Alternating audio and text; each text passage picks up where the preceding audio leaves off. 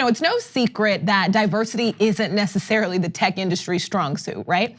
But this push kind of to change that at these companies, it's always really highly publicized. Everyone has, they're very public about their diversity and inclusion programs. A former Facebook employee is, essentially calling all that fake. He wrote this memo. The top of it, it starts pretty to the point. It says, Facebook has a black people problem.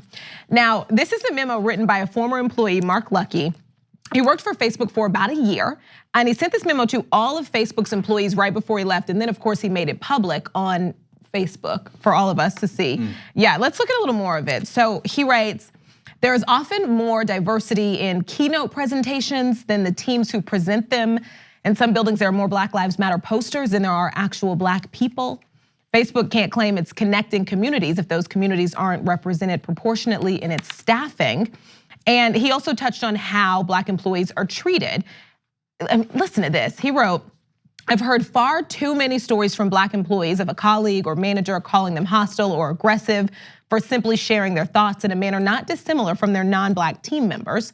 A few black employees have reported being specifically dissuaded by their managers from becoming active in the internal black group or doing black stuff, even if it happens outside of work hours. And too many black employees can recount stories of being aggressively accosted by campus security beyond what was necessary.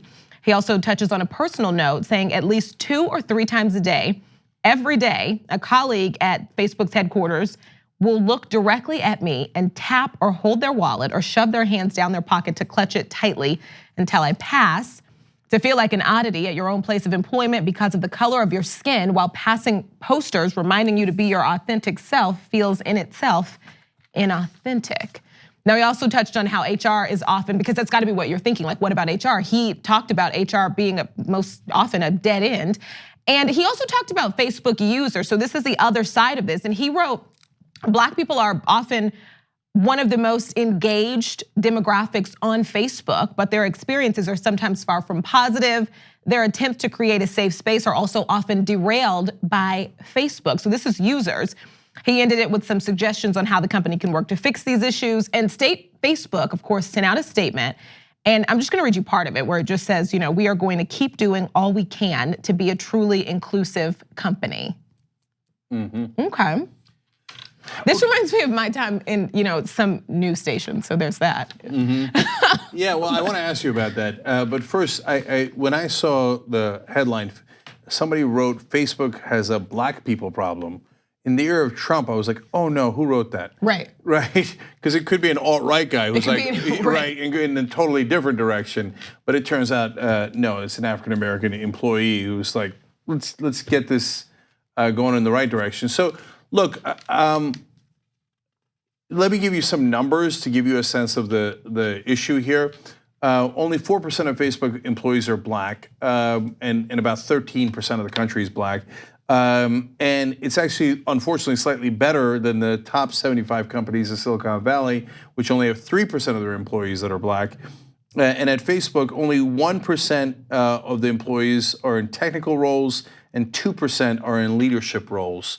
So now look, if you're a smaller company and you say, hey, I'm having trouble finding people and you're in Omaha and hey, I wanna hire more African Americans, but it's hard to find technical engineers, period, in Omaha, and even harder to find African American engineers, et cetera.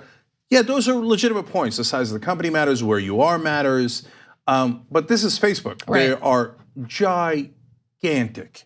And so if they wanted to do a program where they found a way to encourage more African Americans to go into technical careers to begin with, and then to hire African Americans coming out of college, I think they could probably put that together, right? Yeah. So, especially since it's like a big selling point for them as well. Yeah. That's what they're doing. And in fact, Mark, who wrote this, made an interesting point. He made a lot of interesting points, but another one was, he's like, look, actually a huge part of the Facebook user base is African American, and they disproportionately participate, share on Facebook.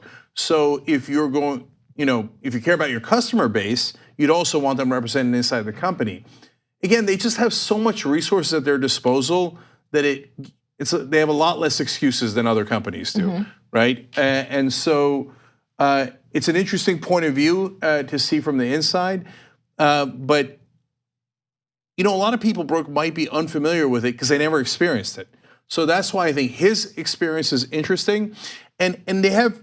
Honestly, non-black people have trouble believing it. Okay. That's what it is too. They have trouble because no one wants to believe that it's like you're either a Klan member or you're just perfect. That's it. There's no middle. There's no mistakes, and there have to be ways to look at this. And I think that there are often patterns. If you like, one of his things in here was there needs to be some sort of anonymous reporting so that they can report microaggressions. And I have friends in the tech industry and black friends in the tech industry, and they deal with exactly what he's talking about on a daily basis. And I think these companies should be looking at especially, the black women in your companies look at their reviews. What do they look like? Are they similar? And yeah, even at the grocery store in the tech industry, are your black employees being told that they're aggressive, that they're angry, or things like that? Do you know what I mean? When they're just having normal conversations. Yep. Do you find yourself being afraid by your black employees? Things like that, which sound crazy, but it happens so often. And it's a wonder why these companies aren't checking things like that when they're passing out cutesy Black Lives Matter sweatshirts. Yeah, and so look, in some professions it's even more dangerous. So when, and they've done studies on this, unfortunately police officers, like almost everyone else in the country, has a different view of African Americans, especially African American males, than they do of other males in the country. And so they are quicker to fire on an African American male. Look, this is not just in real life where we see it day to day, but also in studies where they have things that pop up and they do simulations, and they have a white person and the cop doesn't fire. They have a black person, the cop does fire. I mean, look, in Milwaukee, they killed that, luckily he didn't die, 222. They shot that kid on the rooftop and he was clearly unarmed and clearly complying with orders. In the same town, on election day, a guy showed up on a rooftop with an assault rifle and fired at people. The cops show up, he still has that weapon and 2 other weapons that are loaded, and the cops don't shoot him. They talk him down, which is a good thing. I didn't want him to shoot him, but I also didn't want him to shoot the unarmed black guy. Right? But their perception is an unarmed black guy is more dangerous than an incredibly armed white guy who already shot at people. So, and now look, that same bias pops up in the workplace. That's right. So now it's luckily they're not shooting people on Facebook, right? Right. And it's a different profession, but it still matters, and it matters a lot if you're getting marked down at work for being overly aggressive because of a stereotype in the back of people's heads. And so look, we're not trying to say this like, okay, then all non-black people in the country are guilty. No. Look, I remember what my dad taught me. He's a wonderful guy, and it doesn't have to do with race, but taught me that we lived in New Jersey and we'd go to New York often because we're right next to it. And he'd say, New York is really dangerous, especially if you're on the subway. Constantly check your wallets. And they warned me about pickpockets. If anybody bumps into you, they took your wallet, okay? And so, I mean, I don't know if he said that twice or just once, but it got buried in the back of my mind. And I realized the other day when I was in New York, at the age of 48, I'm in a subway, somebody just bumped into my arm a little bit. I don't remember what race they were, if they were male or female, but it's just a natural reaction. I went and checked my wallet, right? And so it's buried in our heads, guys. That's why we've got to work harder to get past it, especially if you're a giant company like Facebook and you have all the resources in the world. You have got to do better. And I think it's always so important to, and especially for the people who he's talking about, like when they're getting these reports. Intent does not negate impact. So when someone says, hey, my boss said this, don't say they didn't mean it that way, because it doesn't matter. What matters is the effect that has on your employees. And if diversity and inclusion, if that's something that is important to you, then that's something you should look into.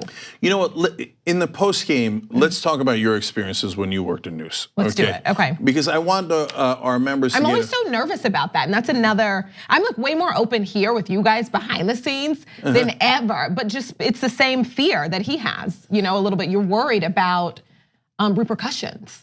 Yeah, and that it's gonna hurt your career if you say, hey, the truth. Right, and can you just treat me like you treat the other employees. Yeah. Like that feels like that's gonna endanger your career. So that's a second layer of that problem. But I want to make sure that our members get to hear your stories because I think they're really illuminating. So let's do that at the postgame, tyt.com/join and become a member, and we'll cover that today. The TYT Plus app is now available on iOS and Android. Download to get more TYT content at tyt.com/app.